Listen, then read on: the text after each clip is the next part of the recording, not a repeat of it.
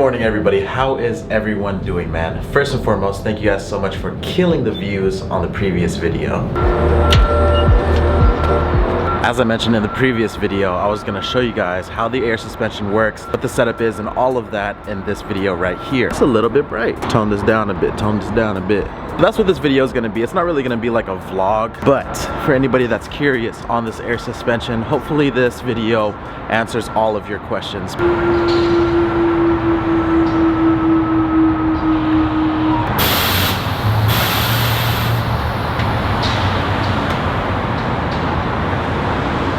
Guys, I've been seeming to get the same question, so I'm gonna try to answer everything. First things first, I'm sorry for the noise. I'm right next to a freeway and I'm out here in LA. We'll get to that a little bit later, but let's talk about the car. One of the main questions I get asked is why did I even bag the Tesla in the first place? I'm gonna be completely honest with you guys. I did not like the Model 3 before I saw it stanced or bagged. I gotta give a huge shout out to my boy Bagged Model 3 on Instagram for basically inspiring me to get a bagged Model 3.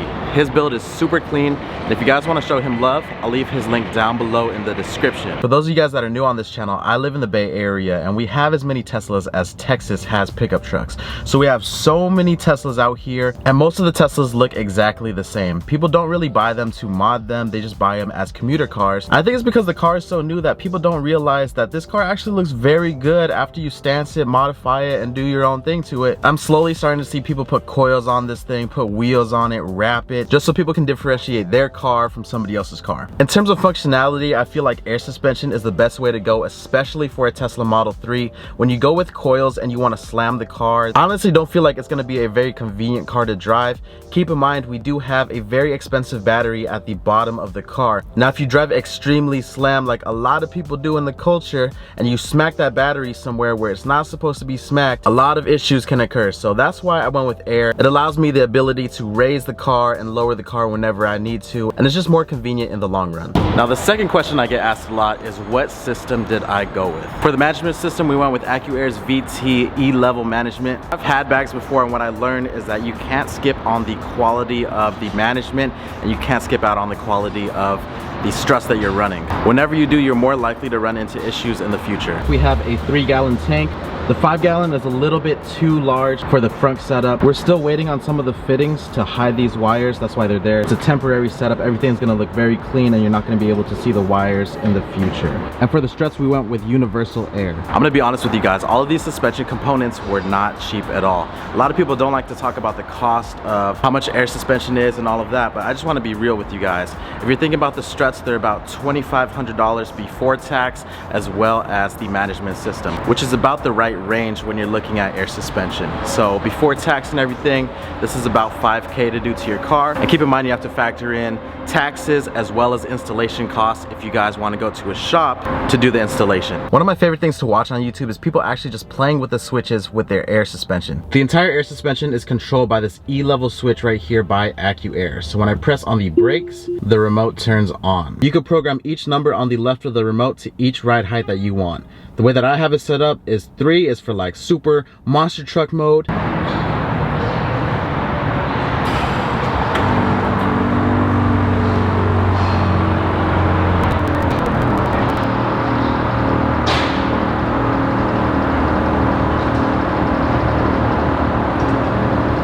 2 is just for cruising and riding.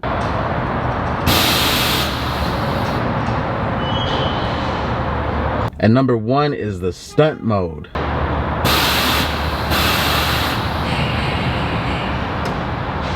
One thing that I like about the Accuair remote is that you can control each corner of the car. For example, this controls the front of the car right here. So we could raise the car in the front.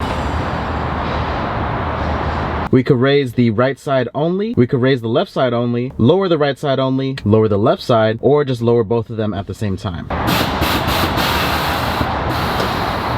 Same works with the arrows below. That's for the rear.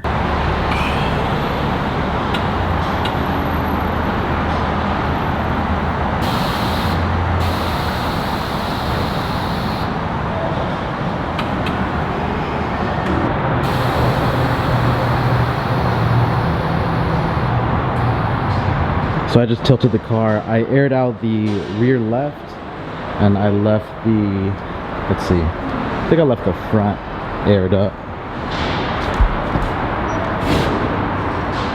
Let's air up to ride height. Boom, easy as that.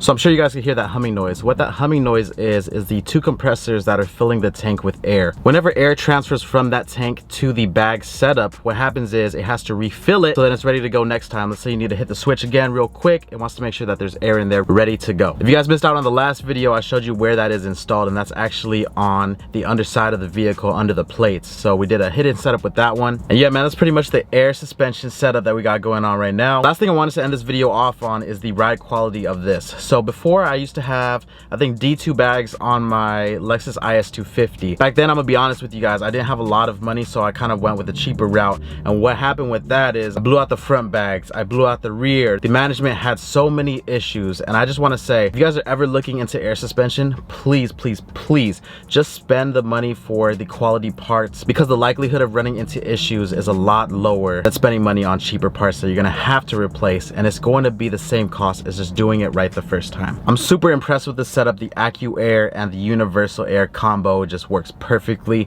It honestly feels like stock suspension. It rides super nice and I can't complain. And I'm not here to try selling it to you guys or anything like that, but I'm just giving you my honest opinion, just because, like I said, I haven't seen too many videos on YouTube just talking about air suspension for the Model 3. So this is it right here. By the way, if you're new to the channel, make sure you hit the subscribe button and like this video. Doing so will keep you guys posted on more Tesla videos that I make, and you definitely want to stay tuned. Your boy's out here in Los Angeles dropping off the car to Premium Auto Styling. So we're gonna go with a wrap on this vehicle. It's gonna be insane. They're gonna have it for about a week and a half. I'm going on another trip, so it doesn't even matter to me. They can take as long as they want, but if you're in the car scene, you already know that Premium dishes out top-notch quality wrap jobs. That's what I'm gonna do today. I'm just gonna go over there, drop this off, and a whole new video will be on that. So just giving you guys a preview of what we got coming up. This is probably the last time that you guys are gonna see this car white. So hope y'all are as excited as I am. Once again, thank you guys so much for all the love and support. We're gonna have wheels coming soon. This wrap job's gonna look so clean. Man, I cannot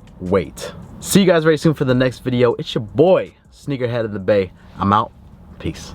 Blueberry, Burberry, button-up, tan skin, mixed race, buttercup, Canada weather, got a bundle up.